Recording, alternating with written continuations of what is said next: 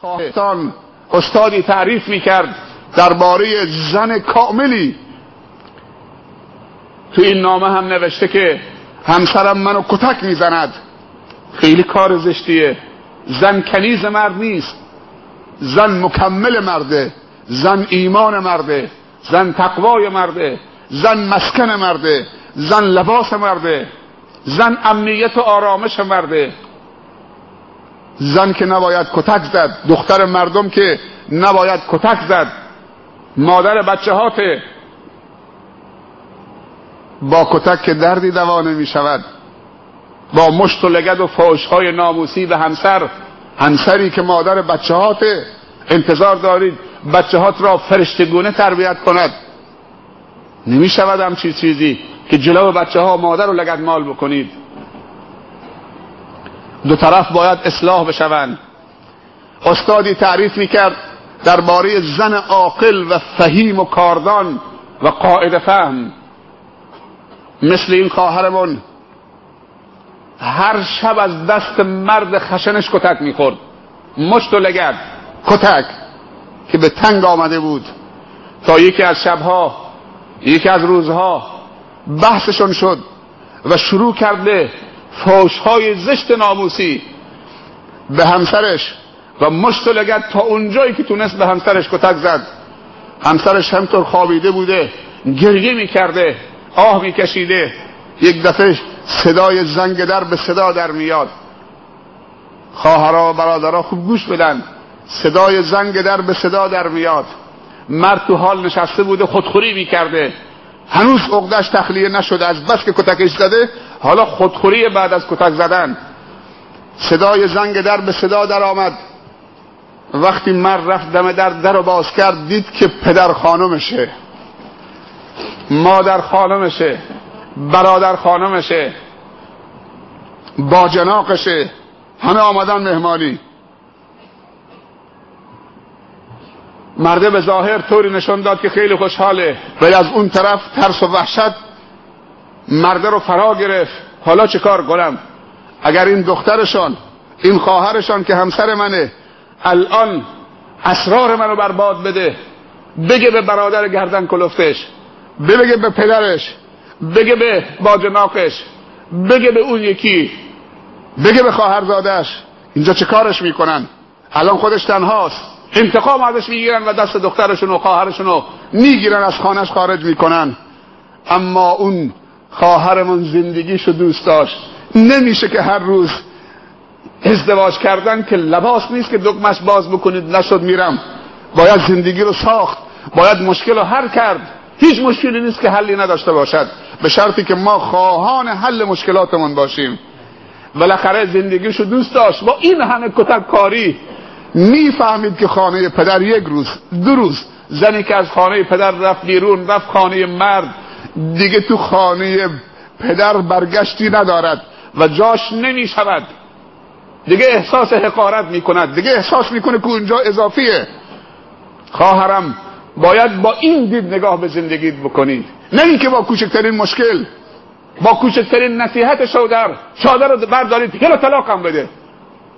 الان ابزار زنها همین شده، با کوچکترین مشکل و سختی تو زندگی یلا طلاقم بده، یلا طلاقم بده. طلاق حل نیست.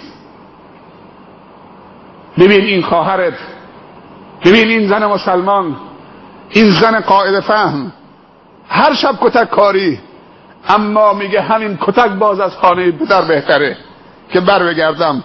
امید دارم که یه روزی اصلاح بشود. دیگه پدر سوال کرد که فرزندم دخترمون کجاست؟ گفت بابا الان صداش میزنم تو اتاق خوابه، الان صداش میزنم بیاد خدمتتون. چه مفاجعه‌ای، چه سعادتی. منت گذاشتید امروز آمدی خانه رو نورانی کردی. رفت در اتاق به زنش گفت زن خانوادت آمدن، در رأسشون پدر و مادرت، بلند شو بیا بهشون سلام کن. زن بلند شد، سر و صورتشو اشکاشو پاک کرد، ولی دلش پر بود. سعی کرد که خودشو نشون نده. آمد تو حال تا پدرش رو دید دلش به حال خودش سوخت.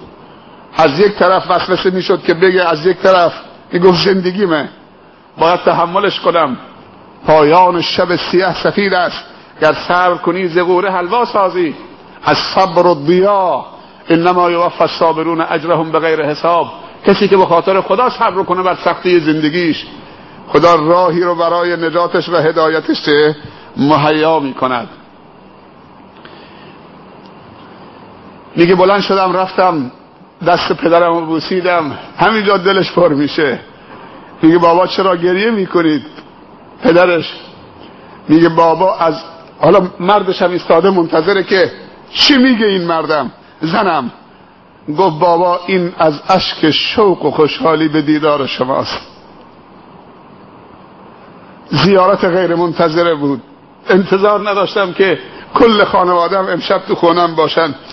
وقتی که آقا گفت که بلند شو که بابا و مامان و برادرها و خواهرها همه آمدن، نتونستم خودم رو کنترل بکنم. بابا این اشک خوشحالی است.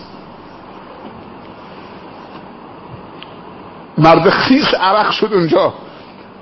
اون اشک شوق داره میریزه، این اشک شرمندگی داره میریزه. همه نشستن، پذیرایی شد. بعد از اینکه رفتن، مرده در خلوت خودش به خودش گفت ای بی انصاف، ای مجرم، ای بی رحم، ای نمک نشناس، ای ناسپاس، ای ناشکر، چه فرشته ای تو خونت تو قدرش نمیدونستی؟ چه فرشته رحمتی تو خونته تو قدرش نمیدونستی؟ معذرت خواهی کرد. فرداش رفت بازار، یک هدیه نفیس و ارزشمندی خرید برای همسرش. از این رو به این رو شد. آمد تو خونه. گوش بدن خواهرها و برادرها، این مرد غرورشو خورد کرد، بلند شد پیشانی همسرش زانشو بوسه زد و به گریه افتاد و گفت حلالم کن، قدر تو رو نفهمیدم، ندونستم که خدا چه فرشته نجاتی به من داده. تو اسرار منو حفظ کردید، تو سبب شدید که خانه من حفظ بشه، زندگی من حفظ بشه. چنین زنهای وجود دارن با این همه صبر و استقامت و تحمل و قاعده فهمی. نه اینکه دنبال موبایل شوهرشه که شمارش ناکنم با دوست دختری نداره، با کی داره تماس میگیره؟ به تو چی؟ اگر زن واقعا به مردش برسه، اگر احترام متقابل باشه، مرد داره درآمد در میاره که به دست همسرش، همسرم این مال خرج زندگی خودمون بکن، خرج خانوادت هم بکن و تا دلت هم میخواد خیر بکن، تو آزادی. هستن بعضی مردا که چنین اختیاری به زنهاشون دادن یا ندادن، ولی بعضی مردام گفتن این پول حق نداره یک قران دست بزنید مگر با اجازه خودم. این خوبه یا اون خوبه؟